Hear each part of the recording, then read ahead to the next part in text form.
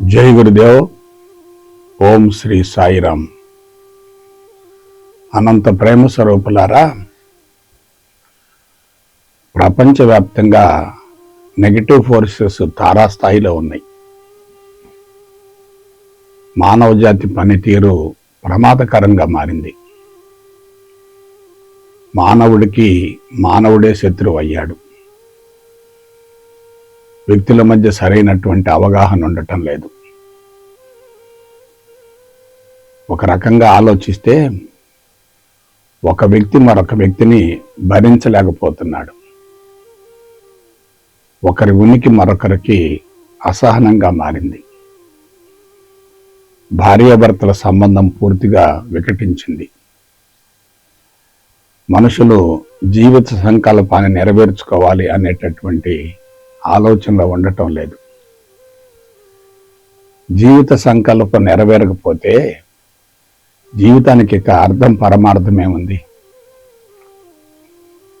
అందువల్ల మానవ జాతిని మంచి మార్గం వైపుకు మళ్లించకపోతే భవిష్యత్తులో ఇంకా ఘోర విపత్తులను ఎదుర్కొనవలసిన పరిస్థితులు ఏర్పడతాయి. భూమండలం అంతా ఏకకాలంలో కుప్పగొలిపోయినా ఆశ్చర్యపడవలసినటువంటి అవసరం లేదు. ఎందుకంటే ప్రమాదం పొంచి ఉంది. మానవుల యొక్క మేధస్సులన్నీ కలుషితమయ్యాయి. కలుషితమైనటువంటి మేధస్సులు ఎటువంటి ప్రణాళికలతో జీవిస్తారు?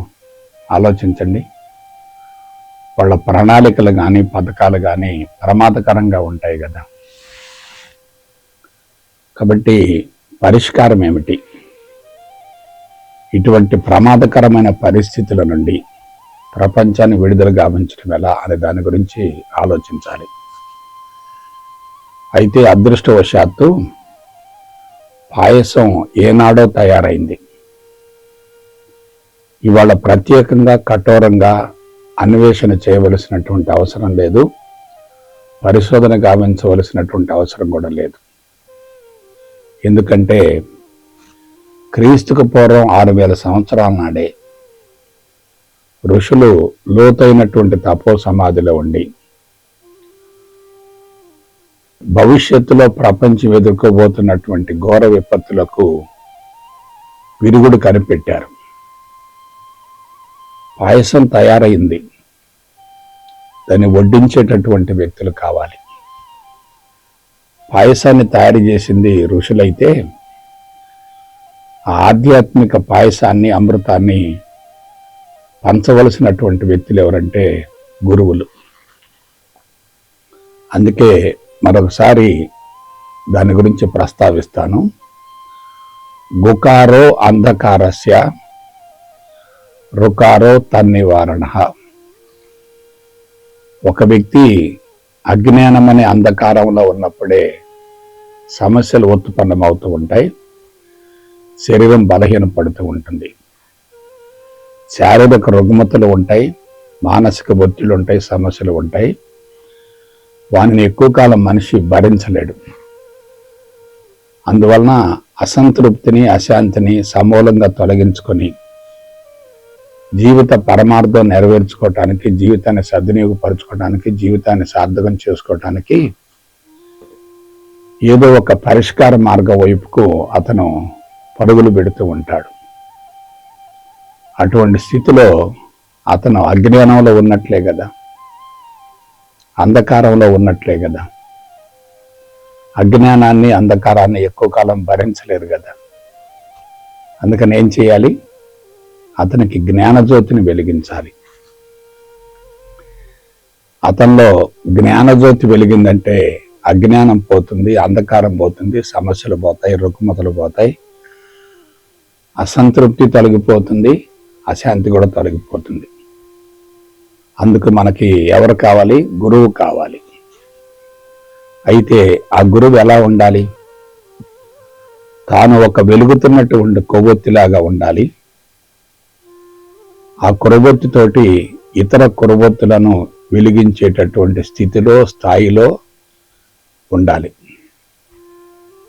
తాను అంధకారంలో ఉంటే తన దగ్గరకు వచ్చినటువంటి శిష్యులకి జ్ఞానజ్యోతిని వెలిగించలేరు కదా.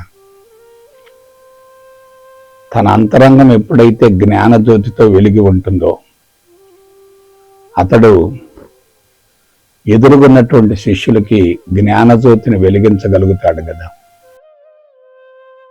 జ్ఞానజ్యోతి అంటే ఏమిటి? కేవలం సిద్ధాంతం కాదు, అనుభవసారం కావాలి. సిద్ధాంతాన్ని బోధించడం వేరు, అనుభవాన్ని అందించడం వేరు. సిద్ధాంతాన్ని బోధించడం చాలా సులభం, అనుభవాన్ని అందించడం బహు కష్టతరం.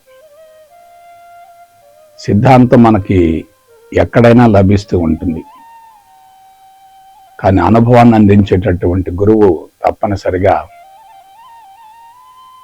శిష్యులకు న్యాయం చేయగలుగుతాడు. కాబట్టి పాండిత్యం ముఖ్యమా, అనుభవం ముఖ్యమా? ఆలోచించండి. పాండిత్యం ముఖ్యం కానే కాదు, అనుభవం చాలా అవసరం. అందుకే చెప్తూ ఉంటారు, కొండంత పాండిత్యం కన్నా గోరంత ఆచరణ మిన్న అంటారు. పాండిత్యం ఎంత ఉన్నప్పటికీ అది కేవలం సమాచారంగా మిగిలిపోతుంది.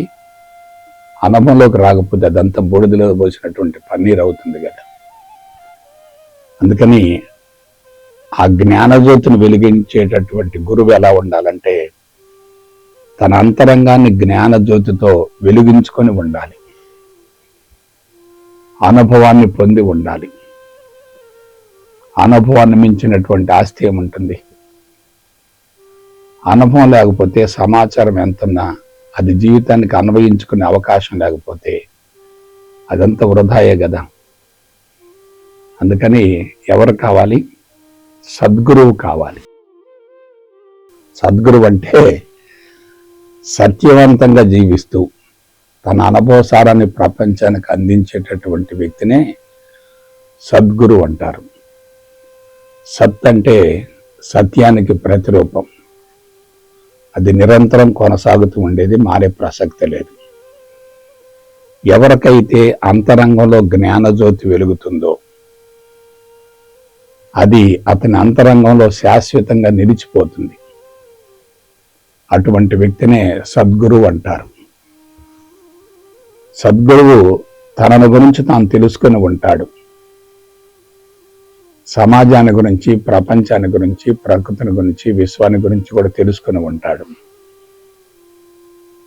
ఋషుల యొక్క అనుభవసారాన్ని జీవితానికి అన్వయించుకుని అనుభవించి అందించేటటువంటి స్థాయిలో ఉంటాడు.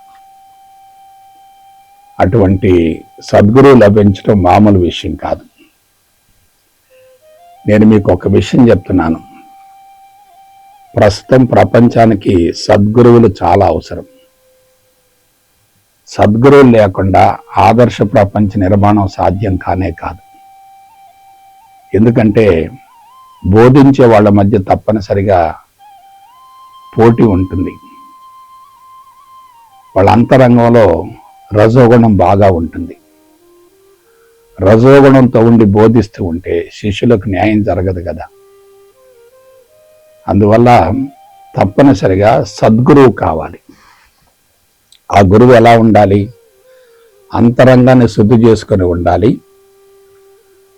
పూర్తిగా పరిణతి చెంది ఉండాలి, తన దగ్గరకు వచ్చినటువంటి శిష్యులకి 100% న్యాయం చేయగలిగి ఉండాలి. అందుకే గురువు వ్యవస్థ అనాది నుండి నేటి వరకు కొనసాగుతుంది.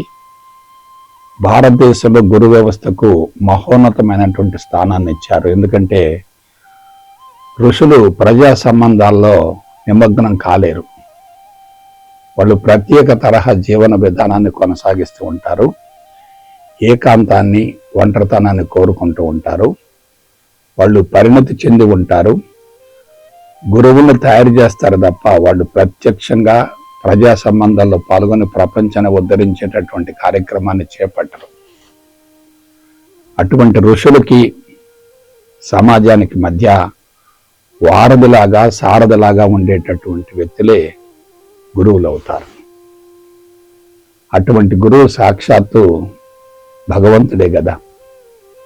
అందుకే గురు బ్రహ్మ, గురుర్ విష్ణు, గురుర్దేవో మహేశ్వర గురు సాక్షాత్ పరం బ్రహ్మ తస్మై శ్రీ గురవే నమః అంటారు. ఎందుకంటే తల్లిదండ్రులు ప్రత్యక్షంగా జన్మనిస్తున్నారు, పరోక్షంగా మన జన్మకి భగవంతుడే మూలకారకుడు.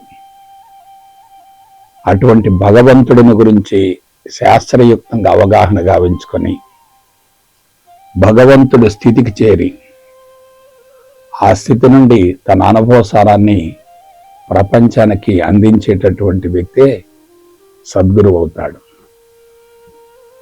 అటువంటి సద్గురువు ఎదురుగా ఉంటే బోధన కన్నా ఆ గురువు యొక్క ఉనికి శిష్యుల్లో మార్పుకు మూల కారణం అవుతుంది. బోధించడం ముఖ్యం కానే కాదు, బోధించడం అనేది రజోగుణం. అందున సమాచారాన్ని సేకరించి బోధించడం అనేది ఇంకా ప్రమాదకరం. సమాచారం అనేది ఇతరుల యొక్క అనుభవం అవుతుంది, అది పుస్తకాల రూపంలో ఉంటుంది. అటువంటి పుస్తకాలలో ఉన్నటువంటి ఆ పరిజ్ఞానాన్ని మనం ప్రపంచానికి అందిస్తున్నామంటే అది వాళ్ళ యొక్క అనుభవం కదా, మన అనుభవం కాదు కదా.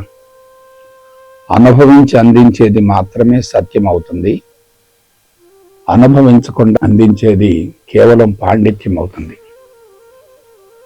పాండిత్యం వల్ల ప్రపంచం మారదు, అనుభవం వల్ల ప్రపంచం మారుతుంది. అందువల్ల అనుభవసారాన్ని ప్రపంచానికి అందించేటటువంటి సద్గురువుల యొక్క మార్గదర్శకత చాలా అవసరం.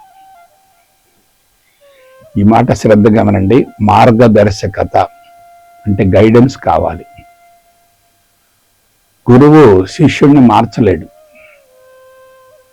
శిష్యుడు ఏ విధంగా జీవితాన్ని కొనసాగించాలో అందుకు సంబంధించినటువంటి మార్గదర్శకతను చూపించేటటువంటి వ్యక్తి సద్గురువు అవుతాడు. అనాది నుండి నేటి వరకు ఆధ్యాత్మిక మార్గం దశల వారీగా బలహీనపడటానికి మూల కారణం బోధించేటటువంటి గురువులు పెరుగుతున్నారు, అనుభవాన్ని పంచేటటువంటి గురువులు తగ్గిపోతున్నారు. అనుభవించినటువంటి వ్యక్తి విశ్వాసంతో ఉంటాడు, ధైర్యంగా ఉంటాడు, ప్రశాంతంగా ఉంటాడు, మనోబలం ఉంటుంది, సమర్థత కూడా ఉంటుంది. కాబట్టి సద్గురువు యొక్క ఉనికే శిష్యుడికి అద్భుతమైనటువంటి మార్పుకు మూలమవుతుంది. సద్గురు సాంగత్యం వల్ల ఎటువంటి వ్యక్తిలోనైనా తప్పనిసరిగా మార్పు వస్తుంది. అయితే గురువు ఏం చేయాలి? శిష్యుడితో భౌతిక సంబంధాన్ని కోరుకోకూడదు, శిష్యుడిని కూడా భౌతిక సంబంధం వైపుకు ప్రేరేపించకూడదు. భౌతిక సంబంధం వేరు, భావ సంబంధం వేరు. భౌతిక సంబంధం మనిషిని మోహబంధాల వైపుకు మళ్లిస్తుంది. అదే భావ సంబంధం అయితే తన అంతరంగాన్ని మేలుకొల్పుకునే విధంగా ఉంటుంది. కారణం ఏమిటి? జ్ఞానం అంతటా ఉంది, అందరిలో కూడా జ్ఞానం ఉంది, అందులో ఎటువంటి సందేహం లేదు. గురువు ద్వారా జ్ఞానం అందుతుంది అనుకోవటం అపోహే. కానీ గురువు యొక్క మార్గదర్శకతతోటి తన అంతరంగంలో ఉన్నటువంటి జ్ఞానజ్యోతిని తానే వెలిగించుకోవాలి. గురువు కేవలం మార్గదర్శకత్వాన్ని మాత్రమే చూపిస్తాడు తప్ప మార్చలేడు. కారణం ఏంటంటే సంస్కారాల స్వభావాన్ని బట్టి జీవితం కొనసాగుతుంది. సంస్కారాలు ఉత్తమంగా ఉంటే జీవితం ఉన్నతంగా ఉంటుంది, సంస్కారాలు చెడుగా ఉంటే జీవితం కూడా సమస్యాత్మకం అవుతుంది, శరీరం కూడా రుగ్మతల పాలవుతుంది, మానసిక ఒత్తిడి విపరీతంగా పెరుగుతుంది. అంటే మూలం ఎక్కడుంది? మూల కారణం ఎక్కడుంది? శిష్యుడి యొక్క సమస్యలకు జబ్బులకు మూల కారణం ఎక్కడుంది? అంతరంగంలోనే ఉంది, తన అంతరంగంలోనే ఉంది. జ్ఞానం కోసం గురువు దగ్గరికి వెళ్ళటం కాదు, ఆ గురువు యొక్క సాంగత్యం వల్ల అంతరంగంలో ఉన్నటువంటి అజ్ఞానమైన చీకటి పోవటానికి తనంతట తాను జ్ఞానజ్యోతిని వెలిగించుకునే విధంగా గురువు యొక్క మార్గదర్శకత ఉండాలి. జ్ఞానం అనేది బయట నుంచి వచ్చేది కాదు, అది అంతటా ఉంది. ప్రజ్ఞ కుంచుకుంటే మోహబంధాలు ఏర్పడుతూ ఉంటాయి, జ్ఞానం హరించుకుపోతుంది. ప్రజ్ఞ అనంతంగా విస్తరిస్తూ వికసిస్తూ ఉంటే మోహబంధాలు తొలగిపోతాయి, సంపూర్ణ స్వేచ్ఛ లభిస్తుంది. సంపూర్ణ స్వేచ్ఛగా జీవించేటటువంటి వ్యక్తి జ్ఞానం కోసం గురువు దగ్గరికి వెళ్ళవలసినటువంటి అవసరం లేదు. అహంకారం కరిగిపోతూ ఉంటే ఆనందం లావాలాగా ఉప్పొంగుతూ ఉంటుంది కదా. అహంకారం అంటే ఏమిటి? నేను, నాది, నాకనేటటువంటి బంధాలు కదా. అటువంటి అహంకారాన్ని కరిగించుకొని అంతరంగంలో జ్ఞానజ్యోతిని వెలిగించుకోవాలంటే తప్పనిసరిగా జ్ఞానజ్యోతితో జీవించేటటువంటి గురువు యొక్క మార్గదర్శకత ఉండాలి. ఆ జ్యోతిని ఆయన వెలిగించుకోవాలి, అందరి యొక్క కురవొత్తులను వెలిగించాలి. జ్ఞానజ్యోతితో కూడినటువంటి గురువు అందరికీ జ్ఞానాన్ని మాత్రం అందించగలుగుతాడు. అదే అజ్ఞానంలో ఉన్నటువంటి గురువు అయితే జ్ఞానజ్యోతిని వెలిగించలేడు కదా. లోపల ఏదుంటే అదే ప్రపంచానికి ఇస్తాం.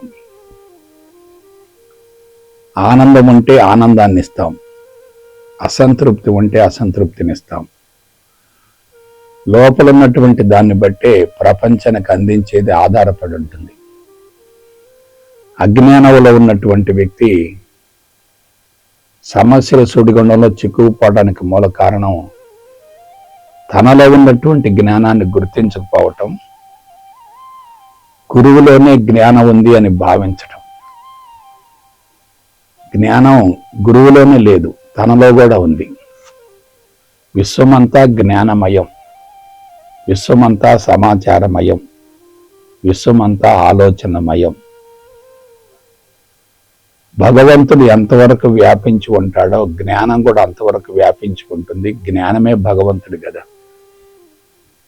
ఈ విషయాన్ని ఒక్క సద్గురువు మాత్రమే తెలియజేయగలుగుతాడు, అందరూ తెలియజేయలేరు. కాబట్టి అంతరంగంలో జ్ఞానజ్యోతి వెలిగించుకున్నటువంటి గురువు యొక్క మార్గదర్శకతతోటి శిష్యుడు కడిగిన ముత్యంలో తయారవుతాడు. శిష్యుడు బండరాయిలాగా గురువు దగ్గరకు వస్తాడు. ఆ గురువు ఆ బండరాయిని శిల్పంగా మార్చుకోవటానికి తన దగ్గరకు వచ్చినటువంటి శిష్యులకు మార్గదర్శకం చూపిస్తాడు. శిలా నీవే, శిల్పి నీవే. శిలా నీవే, శిల్పివి నీవే. నీ జీవితాన్ని అద్భుతంగా మలుచుకోవాలంటే అందుకు అనుకూలమైనటువంటి వాతావరణం కావాలి. ఆ వాతావరణం సద్గురు సమక్షంలో మాత్రమే సాధ్యమవుతుంది.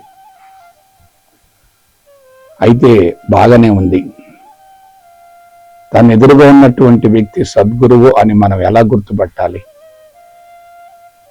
ఎలా తెలుసుకోవాలి? ఎందుకంటే శిష్యుడు ఎలా ఉన్నాడు? అజ్ఞానంలో ఉన్నాడు, అంధకారంలో ఉన్నాడు, సమస్యలతో ఉన్నాడు, శారీరక రుగ్మతలతో ఉన్నాడు, నిస్సహాయ స్థితిలో ఉన్నాడు, జీవితాన్ని కొనసాగించలేకపోతున్నాడు. అటువంటి స్థితిలో శిష్యుడు గురువు దగ్గరకు వచ్చినప్పుడు ఈ గురువు సద్గురువా కాదా అని చెప్పి ఎలా నిర్ధారించుకోగలుగుతాడు? ఆలోచించండి. కాబట్టి ఎదురుగున్నటువంటి సద్గురువుని గుర్తించడం చాలా కష్టం.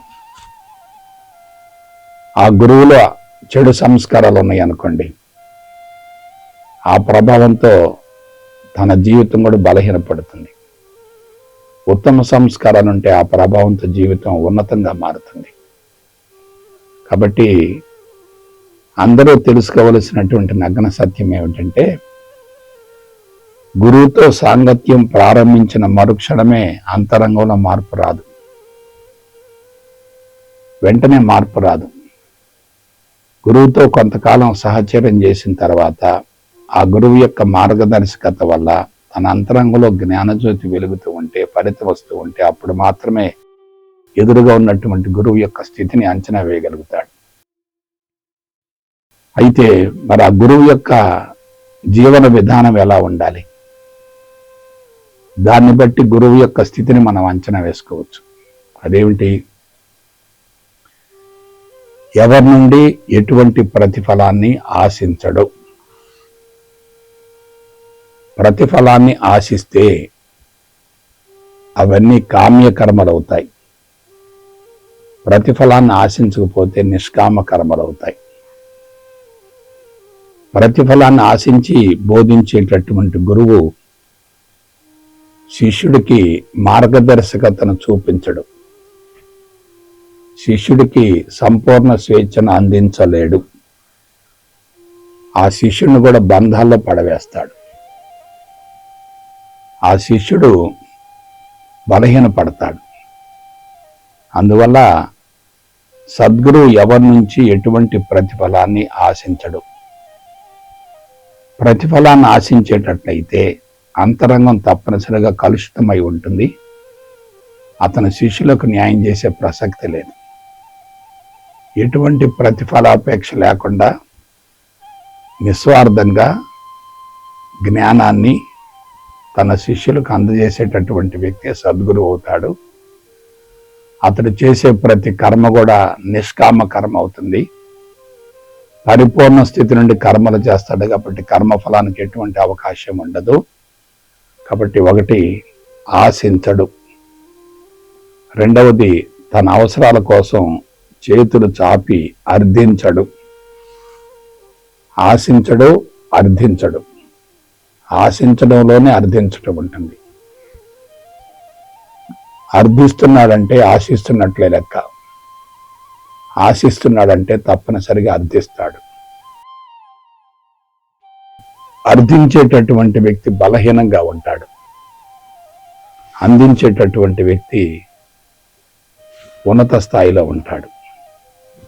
చేతులు చాపటం అంటే శక్తిని కోల్పోవటమే కదా.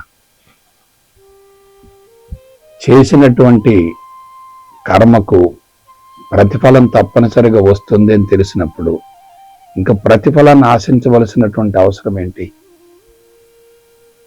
అంటే కర్మలు చేయకుండా ప్రతిఫలం వస్తుందా? కర్మలు చేయకుండా ప్రతిఫలం వస్తుందంటే ఆ ప్రతిఫలం చెడు కర్మ ఫలం అవుతుంది కదా. చేసిన దానికి సరిపడా తప్పనిసరిగా ప్రకృతి ఇస్తూ ఉంటుంది కదా. ఇంకా ఆశించవలసిన అవసరం ఏంటి? అర్థించవలసినటువంటి అవసరం ఏమిటి?